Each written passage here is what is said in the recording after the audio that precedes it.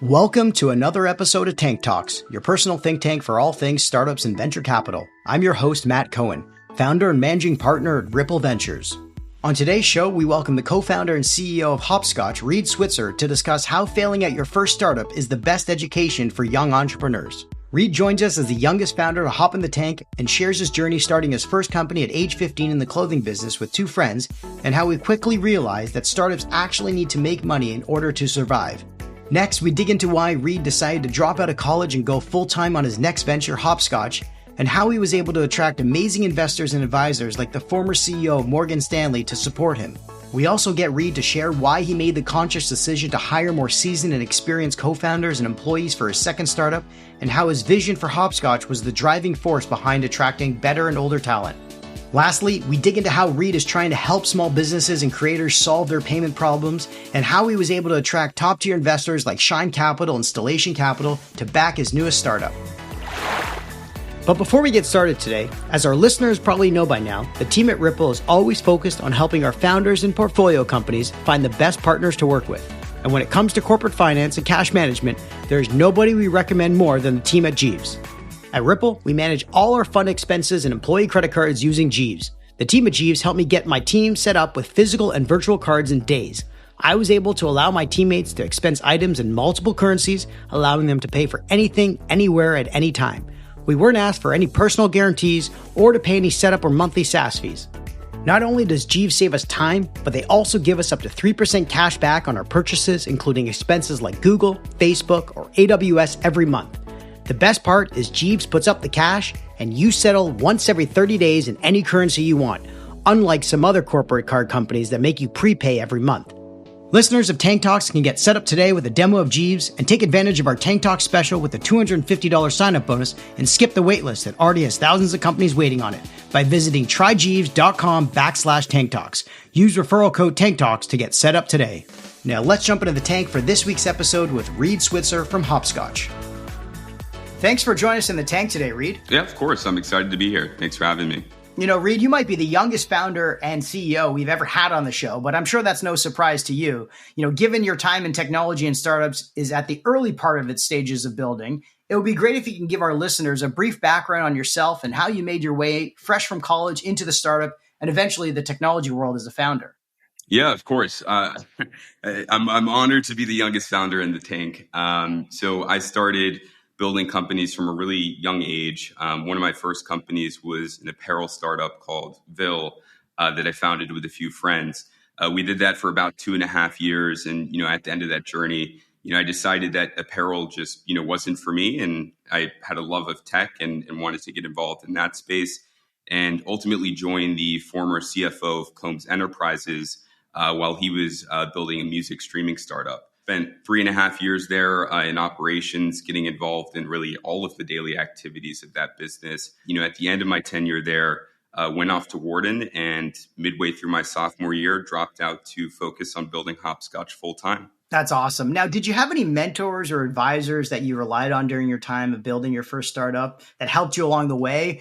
And if so, did you receive any great advice that helped you deal with some of the struggles you faced during that journey that you still rely on today? Yes and no. I would say our biggest advisor was Google. And that's probably one of the reasons it didn't work out too well. We really just sort of dove into it and did a bunch of research. And, if we had open questions, we would just search it online. And I think that was also one of the biggest lessons throughout that whole experience. Today, when I look at, how we're building Hopscotch, my job is really to go out there and talk to all of the folks that have, built, whether it's, 1, 2, 3, 4 companies in the past, and really take note of, what they've learned throughout their experiences and so on. Didn't have any advisors at Vil, but, we have a great advisory board here at Hopscotch. That's actually some really good advice. A lot of people think, kind of like Dr. Google, there is no Dr. Google for kind of startup and customer analysis and buyer personas and all those things we cover here on Tank Talks. But basically you're saying is you were just Googling anything you could to get some answers, which usually doesn't result in really good, tangible advice. You need to talk with the customers, you need to understand what the pain points are that a lot of people are feeling. And you obviously learned that through the end of the journey. So I appreciate you sharing that with us. But it was during that experience, I'm sure, that you ended up realizing there was another way to go out and build a company. And as you said, you dropped out of college midway through your sophomore year at Penn to focus on building a better payments experience for businesses and launch your next startup called Hopscotch, right? Exactly. Spot on. So can you share what it was like going through that journey of understanding what decisions needed to be made for you to eventually realize that you should be dropping out of school to work full-time on Hopscotch? Yeah, initially it wasn't even something that I considered, frankly.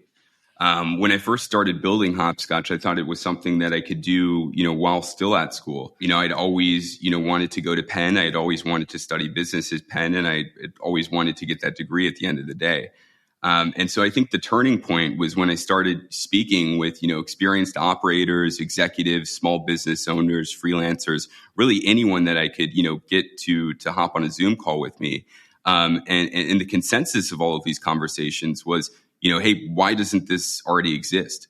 Everyone thought that we had something in Hopscotch and that this was, something that needed to be built. And, it was really, a couple of our advisors that pushed me to leave school to focus on Hopscotch full time. We didn't have advisors at Bill, but like I said, we have advisors at Hopscotch, and some pretty awesome advisors as well. Stanley O'Neill, who's the former chairman and CEO of Merrill Lynch, Sunil Kapagoda as well. And they were actually the ones that encouraged me to, leave school to focus on building the company. And then it was, a few conversations with the parents to get them to approve. Yeah, those are always the toughest advisors to win over. How did you end up getting such amazing advisors while you were still in school? And were they also investors as friends and family? So they weren't investors. In terms of how I got, advisors like those two, it was really just sort of mastering the art of cold outreach. This was also how we locked in our first investors. It was a long, arduous process, maybe a little bit too persistent with the number of emails I was sending. But at the end of the day, it worked out. Come on, give us a number. How many emails? It was a lot. I had a system, especially for raising capital, where I got a Crunchbase subscription, would search for all of the VCs that, are making investments in our space. I'd pick a partner and an analyst or an associate, send them both an email if I could find it, then go to their LinkedIn page, send them both a DM. And then if the firm listed a phone number, I would actually give that phone number a call. And if they didn't answer, I'd leave a message, and did that over and over again for several months before, folks, started making introductions on my behalf and before we started really getting inbound. So the whole process was probably about 7 months. And, in the end, a lot of the investors that, backed us were actually ones that said no early on, but followed the journey. No, I fucking love that. They don't teach you that at Penn, that's for sure. That's pure hustle and grit right there. And that's exactly what I do when I'm raising capital for our fund at Ripple or even for our portfolio companies. So kudos to you for taking that journey yourself. You must have had a lot of doors shut on you, but eventually the doors opened their way for you when you jammed your foot in the middle to keep them from closing on you in the future, right? Yeah, you got to love the grind. It's never easy. I think, if you look at a lot of the, whether it's TV shows, movies out there about, entrepreneurship, building companies, it's sort of glorified and everyone thinks it's, an overnight success. But if you look at the companies that are these overnight successes, it's years in the making, and it's a lot of, sleepless nights, a lot of ups and downs. And at the end of the day, it's just pure, persistence and grit that these founders have to really make their dreams a reality. So you got to love the grind if you want to get into this game. Amen. Nobody wants to do the least amount of effort for the most amount of gain, right? So this time around, though, you decided that besides bringing on some seasoned advisors, you'd also bring on some more seasoned co-founders. And you brought on your COO, Rick, who also brings over a decade of experience from the advertising software world, in addition to your product leader with Thomas Rain, who's leading the product at Capital One for over 5 years. So, first off, was this a conscious decision to bring on more seasoned partners with over decades of experience? And, how did you end up recruiting people that could have been, 20 years older than you or so to join a founder like yourself at a startup that was still kind of in stealth mode? Yeah, that's a great question. And, it's a question I've got, quite a few times now, actually. Early on, a lot of our investors or a lot of potential, investors, were asking me, why wasn't recruiting, friends from UPenn, right? UPenn's great. They have awesome talent, really, really great engineers, et cetera. And so they were surprised when, we'd pull up our deck and it was, a bunch of folks that have done this before, have been in the space and have been building companies for, like Rick, a decade plus. And the answer to that is, as a founder, you always have blind spots, right? And you want to eliminate the risk of these blind spots being fatal blind spots for the company. And I think the best way to do that is to essentially recruit a team and recruit, folks to surround yourself with that have been through it before, that know all of the things not to do and know exactly how to build the company and make something that is truly enduring. So it was conscious. And I think that we've been fortunate enough, not just to bring on Rick and Tom, but a whole team from, Sarati, our head of engineering, Kevin, our head of risk, Javier, our VP of ops, and countless others that are working behind the scenes to make Hopscotch a reality. So what was the sort of deciding factor to get Rick or Thomas to say yes, besides your persistence? I think what was really exciting to them was the fact that we're going into a space that is notoriously and traditionally unsexy, uninteresting, and frankly, pretty boring, right? When you look at B2B payments, you see that somewhere, you're not immediately like, wow, that's a really, really cool business, right? Maybe VCs do because they know, what the returns could look like in this space. But the average person doesn't look at that and be like, that's what I want to do. And so I think what was really exciting to both of them was the fact that we're bringing this twist to B2B payments. We sort of, Cash App has done a really great job at making payments, really fun, really sexy, and sort of vibey in the consumer space. And so we want to bring that same energy to B2B payments. And we think that, the solution we're building today is certainly valuable and extremely powerful for the small businesses and freelancers that leverage the service. But we become something that's truly category defining with the rise of Gen Z and millennials in the workforce. These are the individuals that have grown up using platforms like Venmo and like Cash App. And so when they're the ones in the position to make vendor decisions at their firms, they're going to want to select a platform, a software that mirrors the experience they have in their day-to-day life using these consumer, platforms. And so that future, that vision is something that gets folks, fired up every day. Right. So it was the problem and the vision and the kind of solution you had in your head that got Rick and Thomas to really say yes, which is awesome for, a young founder like yourself to be so persuasive and passionate about the problem and the vision you had for this market. So I appreciate you sharing that. Let's get into more specifics. Can you describe exactly how Hopscotch is trying to help businesses with their accounts payable and receivables, like you mentioned Venmo does, but for the consumer side? Yeah, of course. That's a great question. And so the underlying thesis for Hopscotch is that businesses shouldn't have to wait or pay to access money that they've already earned. To us, that's an insane concept. And the fact of the matter is that the majority of B2B software out there, specifically B2B, invoicing and bill pay software out there, either charges, businesses to get access to money they've earned, right, through transaction fees, which we think are predatory, or they have extended processing times where once a client pays an invoice, you could be waiting anywhere from, 24 hours to, 7-9 business days to actually get access to that money to, make payroll or pay other bills. And so Hopscotch, we want to bring instant fee-free transactions to the business world, right? And create this experience and this money movement that matches the experience you'd get on these consumer platforms like Cash App and like Venmo. Beyond the actual money movement, right? What we hear from a lot of our users is when they're using these, traditional B2B software, they have all of these features, all of these, these elements to the platform that muddy the user experience. They're complicated. And these individuals and these businesses, they just want to go in, they want to pay, and they want to get paid with as little friction as possible. And so Hopscotch enables them to do that. And we integrate with ERP providers like QuickBooks, et cetera, so that everything is automatically reconciled. Makes sense. So can you give us an example of the main difference with an existing solution in the B2B payment space when comparing that tool to your tools at Hopscotch? Yeah, of course. So it would be the instant fee-free transactions, right? So not having to deal with processing times or transaction fees. Hopscotch also offers a product called Hopscotch Flow, which is a 2-click factoring product. So when you send an invoice and you extend net terms to your clients, you have the option to get paid upfront and maintain full privacy within that transaction. So your client won't be alerted that you decided to get paid upfront. through Hopscotch's factoring service. This is something that is fairly unique to the Hopscotch system, and we see that a lot of our freelancers and SMBs love the safety net that this provides. Beyond that, we have accounts payable and receivable in one place, and that's made, in part possible by the Hopscotch balance. And so all of that combined, gives folks the ability to use Hopscotch as this financial operating system, this control tower to run their business and ensure they're keeping their finger on the pulse of their financial health. Got it. Well, I'm glad you brought up the Hopscotch Flow product that you recently launched, because I was going to ask you about it. But can you explain to me who takes on the credit risk in that situation? It is a credit product, obviously. So who's wearing the risk on the factoring side?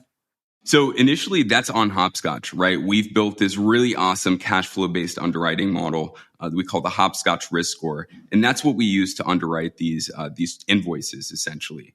Now, if this model determines that, hey, this invoice is qualified for flow, we'll then present the user with a dynamic rate that's based off of, again, their risk score. And if they accept the terms, we'll be able to provide that capital through a debt facility that we locked in with SVB. Got it. Okay. So how do you guys monetize, given that a majority of your main product is free? Yes. So the credit offerings like Hopscotch Flow are our main revenue streams currently. In the long run, we have a bunch of features that we plan on adding to help businesses better manage their cash flow. And so there's a SaaS play there in the coming quarters. Yeah, I've read that your vision is to kind of extend beyond the payments platform, and to have basically a destination for small businesses to connect and transact and grow together. Can you give us a little bit more insight on what that looks like, and maybe how data will play a role in your product vision? That's a great question. So I won't touch too much on sort of that very future state of the product. One of the things that we're really excited about at Hopscotch is this notion of business profiles. And these are profiles that actually look good, right? So as a user, when you create an account on Hopscotch, you'll have a business profile with a banner image, a profile image, about information, and ultimately you'll be able to showcase, past work, et cetera. And so this creates this really interesting community dynamic around the payments themselves. And this is something that freelancers and really SMBs with only a couple employees, really love to leverage to help brand the experience for their clients and for their vendors. Now, in terms of how data plays a role, right? If we're managing accounts receivable, accounts payable, you're linking, to your ERP software, to your bank account, et cetera. There's obviously a lot of data at play that Hopscotch can leverage to offer our users a better experience. And so to date, the data is extremely important in offering products like Hopscotch Flow.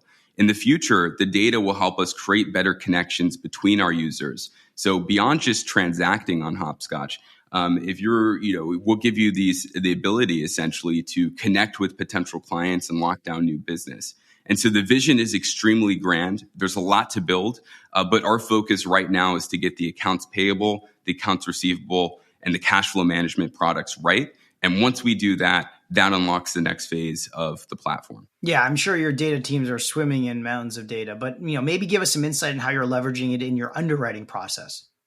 There's a few ways that we leverage it, right? So currently the Hopscotch Risk Score is essentially a mashup of a Moody's and FICO score, right? So we're taking into account the geo of the business, how many employees that business may have, how many years have they been in business? And then we're also taking into account the average transaction size in their linked bank account, which we get from Plaid.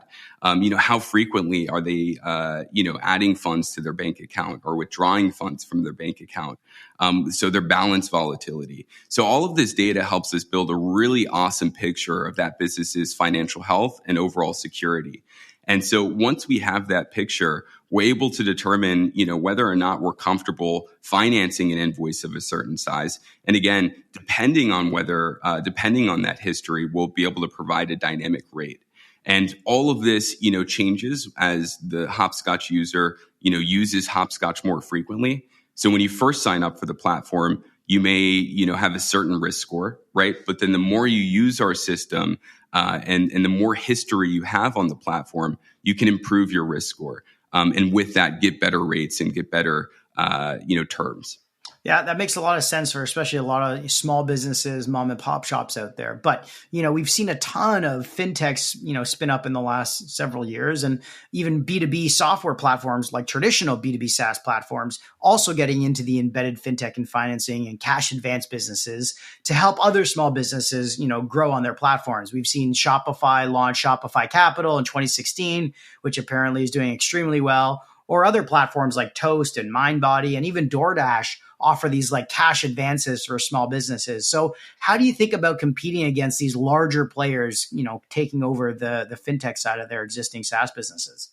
It's a hot space. And, I think it's not a winner takes all space, right? Like the market is absolutely massive. There's 70 million freelancers out there today. There's 32 million small businesses. I think there's been a lot of innovation around, extending capital to, brick and mortar stores, e-com sites, et cetera. But the digital freelancer still is extremely underserved.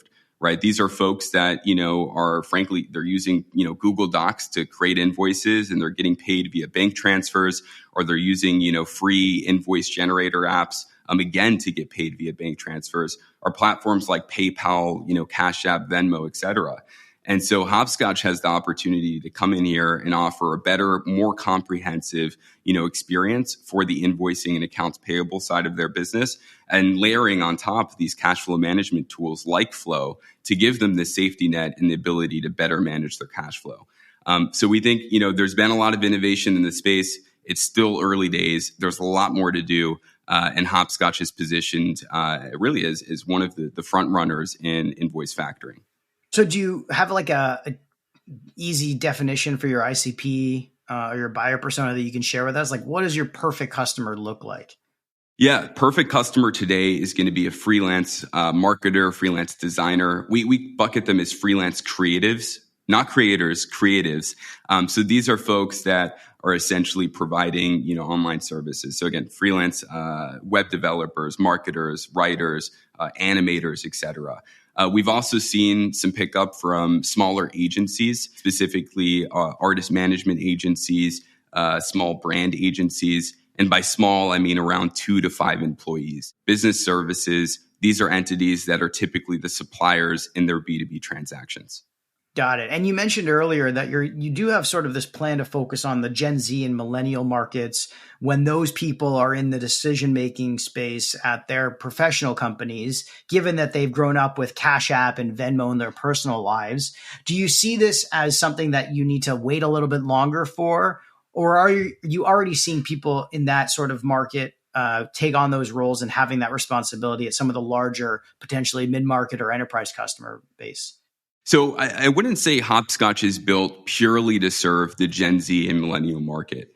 When we say that, we mean that we're building experiences that are extremely simple, extremely fast, and user-friendly, right? And so we think that the millennial and Gen Z market is the market that's most accustomed to these, simplistic experiences that pack a lot of power and a lot of utility. And so we've seen a bunch of pickup, not only from folks that, are that younger audience, so think around 20 to 35 years old, but then also from folks that are a lot older, 50 to 65 plus.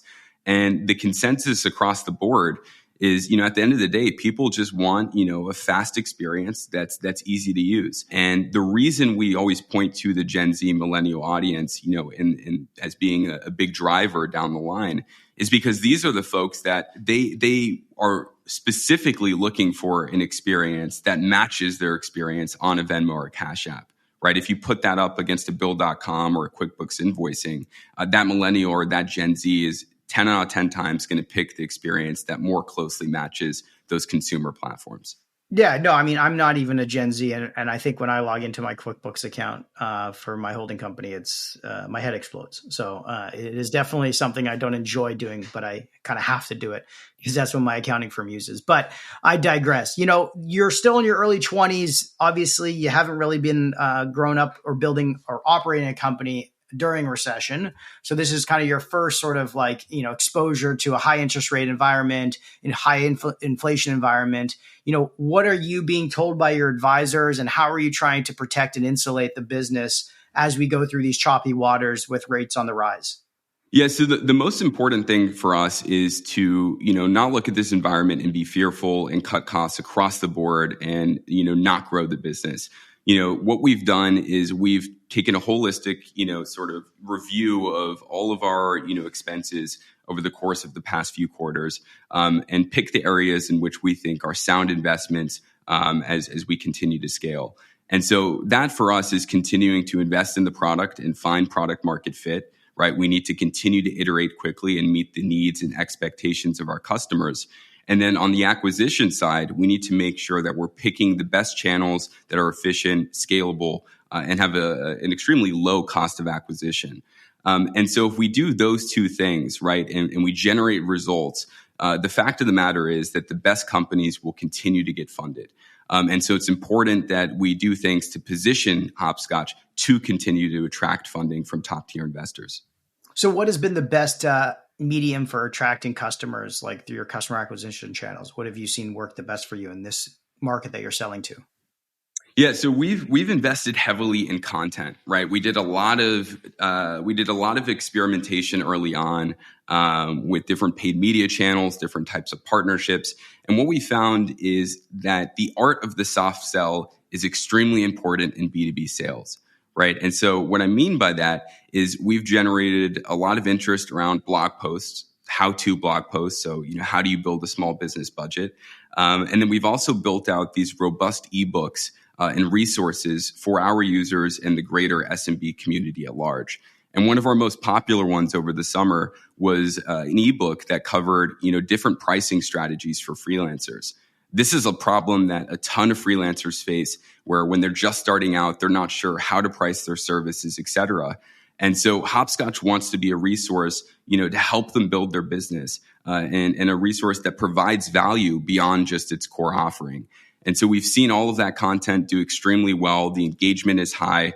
Folks are sharing the ebooks with their friends, et cetera. And we're building trust in the market as, not only a leading, payment provider for, our target segment, but as, just a genuinely helpful brand.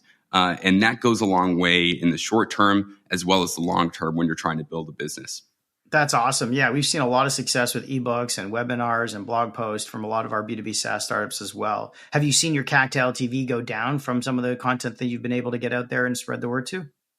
100%. Yeah, I won't throw out numbers, but the CAC is looking really, really great right now. That's awesome. Well, great to hear. And also, you've raised some capital to get you guys onto the road to success. So earlier this year, Hopscotch emerged from stealth in March and announced a $6.1 million round of funding on top of the $3.6 million in seed funding you announced in October of 2021 from amazing investors like our good friend Mo Koifman from Shine Capital, as well as Stellation Capital and NOEMIS Ventures, among some others. So can you share a little bit more about your plans with all this funding and, how you ended up working with amazing investors like Shine, who were co-investors with at Ripple as well? Yeah, of course. And so the answer in terms of how we got in front of these, amazing investors is really the cold outreach. So that's the answer there. In terms of, what we plan on doing with all of the capital, I think the most important investment that any early stage startup can make is their team, right? At the end of the day, you want to reduce the execution risk of the business. And I think the best way to do that is by bringing on experienced, gritty folks that can get the job done. And so we've invested in bringing on top tier, world-class talent from companies like Google, Capital One, Citibank, Better.com, et cetera. And we'll continue to invest in talent as the company grows.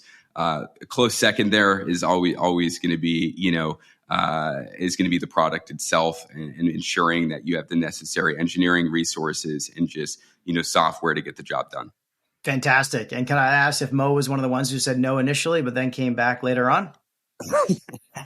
Mo was not. Mo saw the vision like that, which was great. Well, given his background investing in companies like Plaid, I could only see why he jumped at the opportunity to back you with such a great vision and product founder. So thank you very much for sharing that. Before we wrap things up, we always ask our guests for their fast favorite. So first off, your favorite podcast. Favorite podcast is going to be the Joe Rogan Experience. Any favorites recently that you've enjoyed listening to? I listened to the David Goggins podcast, and that guy is an absolute animal. Apparently he ran 8 100-mile marathons in a matter of 8 weeks. insane story, insane grit. If you haven't given that podcast a listen, I definitely do so. Yeah, that guy is crazy. Nice one. Next is your favorite newsletter or blog? Lenny's newsletter. It's a go-to for definitely first-time founders and obviously people in SaaS. So that's a great one as well. Next is your favorite tech gadget? Apple Watch. Got to make sure you're staying on top of your health. What's your favorite feature on it? It would just be calories burnt. Mine is the where's my iPhone, but they changed it now to like a breaking news ping, which I love. So every time I send it now, my wife goes, "What is that?" I said, "Breaking news. I just found my iPhone." So that's my favorite feature. Favorite new trend? Yeah, I guess favorite new trend would be, or at least in my friend groups, would be going out and hiking.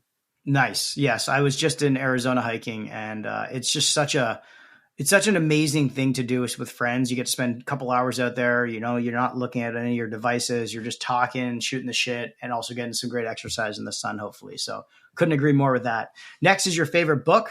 I would say I was actually just recently reading Ryan Breslow's Guide to Fundraising. And this might be a little bit of a hot take, but I think there are a bunch of learnings in there that are pretty awesome for first-time founders. Hey, for all the shit the guys stirred up on Twitter, you got to give him credit. He raised a ton of money after being beaten up by a lot of other competitors in the market. And, so what? He's got a bit of a Twitter ego, but he did some good stuff for his company. So good for him. And last but not least, your favorite life lesson? Everything happens for a reason. So important when building companies. Love that. And love all the insight you shared with us today, Reed. Really appreciate you joining us in the tank today with co-founder and CEO of Hopscotch, Reed Switzer. Thanks for having me. It was awesome. Thanks for listening to another episode of Tank Talks. To learn more about this episode, be sure to go to Apple Podcast or Spotify to find more detailed notes on this episode or to check out previous episodes. Also, if you enjoyed this episode, please leave us a review and a rating as it helps us out a lot. And hit that subscribe button so you can get notified when new episodes come out. Finally, make sure to give me a follow on Twitter @MattyBCohen or @Tank Talk Podcast to stay up to date on new episodes or to be a guest on our show. Till next time,